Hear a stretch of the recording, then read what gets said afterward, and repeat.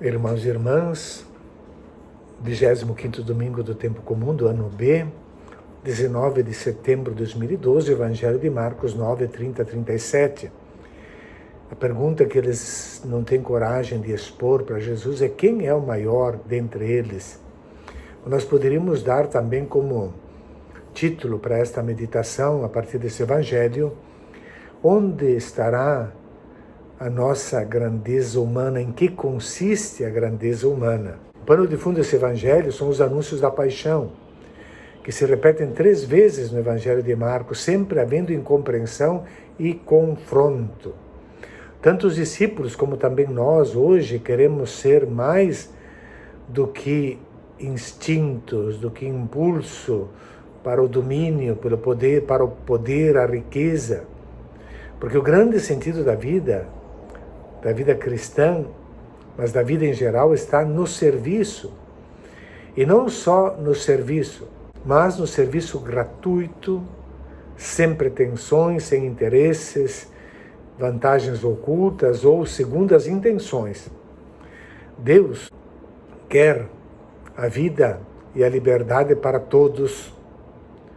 Jesus vai adiante, então, na sua narrativa de Marcos, prosseguindo o caminho, o Evangelho vai se tornando mais específico, vai se concretizando mais. Aquilo que tinha sido no primeiro anúncio da paixão, algo mais genérico, porque Jesus dizia: o Filho do Homem deveria sofrer muito. Agora, no segundo anúncio da paixão, tem uma diferença, uma maior precisação desse sofrimento, porque Jesus está dizendo que o Filho do Homem vai ser entregue.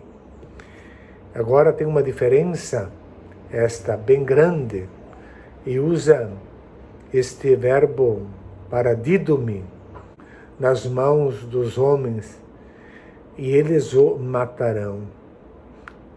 Então essa entrega, que é o verbo usado para a traição de Judas, especifica de onde vem o sofrimento de Jesus. E isso também alerta para uma realidade humana da qual ninguém escapa.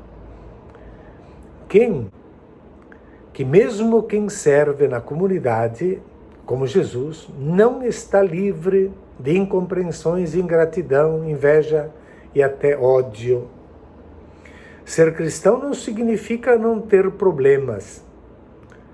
Ser cristão significa amar e servir. O próprio serviço é um dom. Quando servimos os outros sem esperar nada em troca, somos mais felizes. Sempre depois de uma grande tarefa de serviço na comunidade, ficamos cansados, mas estamos mais felizes, porque o amor, doação, dedicação nos fazem crescer como seres humanos. Atravessavam a Galileia, diz o texto, e Jesus estava ensinando os seus discípulos.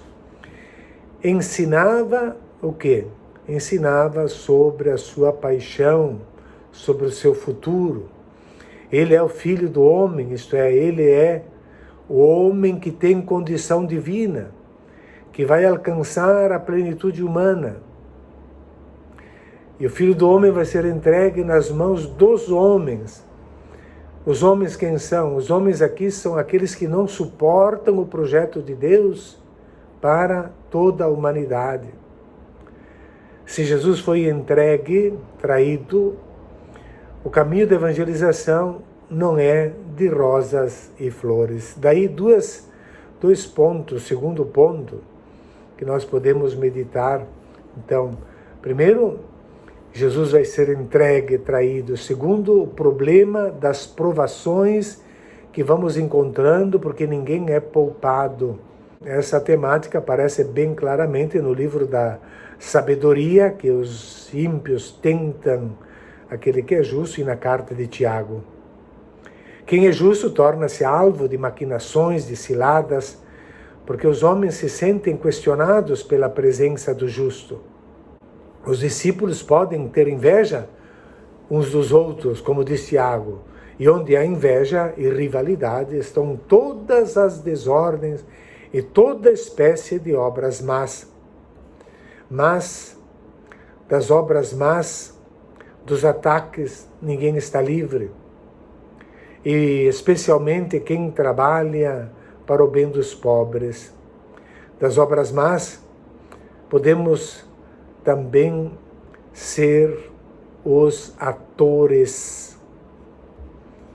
Mas se o nosso serviço for verdadeiro, gratuito, ele vai enfrentar, aguentar e superar essas provas. Mesmo tendo uma conduta boa e construtiva, não significa que teremos a colheita dos frutos garantidos, nem que seremos aceitos pelos outros. Então, prosseguindo no texto, narrativa: depois de 3 dias ressuscitará.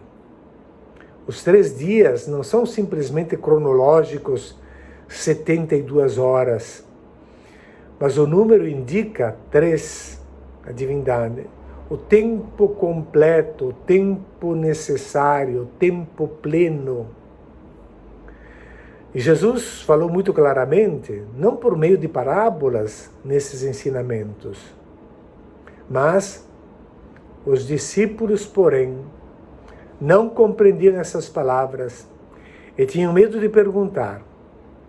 Talvez tenham compreendido, mas não querem que Jesus repita o que vai acontecer em Jerusalém. Que tipo de morte vai encontrar? É como se eles estivessem ouvindo, mas não escutassem. Aliás, sobre isso, ouvir é um processo mecânico referente ao sentido da audição, mas não depende da vontade, a não ser que alguém tape os ouvidos para não ouvir. Já escutar é uma ação que depende da vontade, de prestar atenção, de tentar entender. No Evangelho do domingo passado, em Marcos 7, 31 a 37, o evangelista usa 2 palavras. Diz que Jesus tocou fisicamente os ouvidos. No grego, a palavra ota, us, que é ouvido, orelha, parte física. E depois, na frase abaixo, diz: então se abriram os ouvidos. Ai, acuai, do termo acoé, que é a ação de escutar, compreender, interpretar. Os discípulos parecem que têm ouvidos, mas não escutam, não entendem. Então eles chegaram em Cafarnaum. Estando em casa, Jesus perguntou-lhes: o que discutíeis pelo caminho? A casa é o lugar privilegiado para o ensinamento em privado, para o ensinamento aos discípulos. Jesus pergunta, mas eles calam. Como fizeram os fariseus em Cafarnaum, no capítulo 3, quando Jesus pôs aquele homem com a mão atrofiada no meio deles. E ele pergunta, vendo o pensamento deles: o que a lei permite fazer no sábado? Fazer o bem ou fazer o mal? Salvar uma vida ou matá-la? Mas eles, os fariseus, ficaram calados. E aqui também eles ficam calados, porque pelo caminho tinham discutido quem era o maior. Sempre em Marcos, que se fala do caminho, ressoa a parábola da semente e dos 4 tipos de terrenos. A semente que cai pelo caminho é imediatamente comida pelos pássaros. Pássaros, imagem do Satanás, como explica em seguida Jesus. São aqueles que ouvem a palavra, mas logo vem Satanás e arrebata a palavra que neles foi semeada. Então Satanás é uma figura da ambição, do poder sobre os outros, do querer dominar, de ser maior, de seguir os instintos. Esses instintos não aceitam a palavra. Eles, porém, ficaram calados, pois pelo caminho tinham discutido quem era o maior. Continuavam com a ideia de sobrepor-se aos outros. Jesus então sentou-se e chamou os 12. Sentar-se é a postura do mestre que ensina. Chamou os 12, estranho, pois estão numa casa, estão perto fisicamente. Chamou-os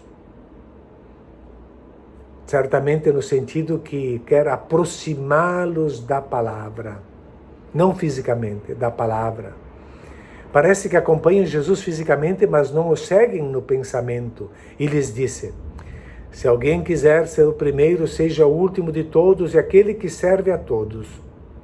Entre vocês não deve haver o maior e o menor, mas pode haver o primeiro, o mais próximo de Jesus. Este primeiro seja o último de todos e o que serve a todos. Serve a todos. Usa o termo diáconos, porque o diácono é o serviço feito com liberdade, por opção. Não usou o termo doulos, que é o servo obrigado a servir, que é o escravo. Depois disso, tomou uma criança, colocou-a no meio deles e disse: quem acolher em meu nome uma dessas crianças, é a mim que estará acolhendo. E quem me acolher estará acolhendo não a mim, mas aquele que me enviou. Tomou uma criança, não precisou chamá-la, ela estava próxima. A criança contava pouco entre os adultos. Por idade e importância, é a última da sociedade. É como um aprendiz ou alguém subordinado no trabalho, alguém que serve os adultos, coloca no meio. O lugar do mestre está na posição de quem pode ensinar. Colocar no meio, colocar na posição de quem ensina.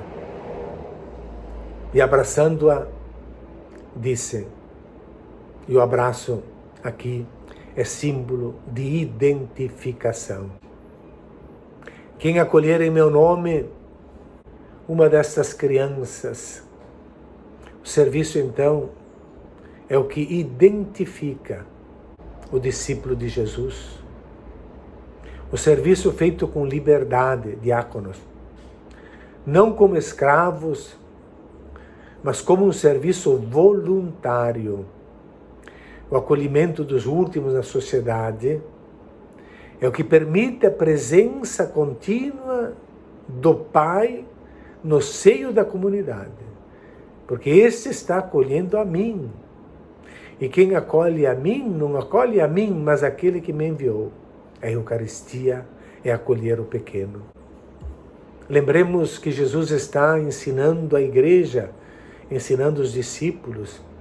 Eles estavam discutindo sobre qual deles era o maior. Estavam caminhando exatamente na direção contrária ao ensinamento de Jesus. E então Jesus pacientemente repete a lição. Entre vocês, quem quiser ser o maior, seja o servidor de todos. Aos olhos de Deus não há lugar para dominador e dominados, para quem manda e quem obedece. Explorador e explorados, inteligentes e menos inteligentes. Todos são irmãos e irmãs, filhos do mesmo Pai Celeste e regidos pela exigência do serviço fraterno. Recordemos sempre a importância da gratuidade no serviço.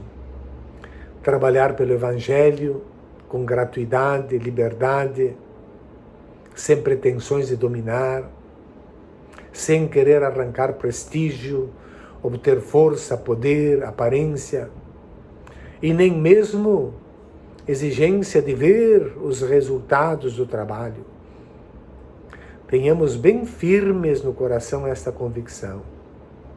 Na família, na comunidade e também na sociedade, maior é o que serve a todos. Bom domingo a todos e bom fim de semana.